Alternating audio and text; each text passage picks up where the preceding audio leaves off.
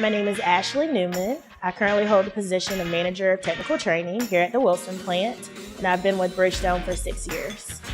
As a 24-year-old, I saw actually having a career here at Bridgestone, building that foundation for my life and for my livelihood.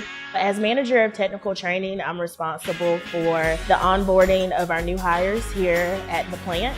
I make sure that they have a wonderful experience, that they're introduced to Bridgestone, that they understand the 3 key fundamentals of safety, quality, and production.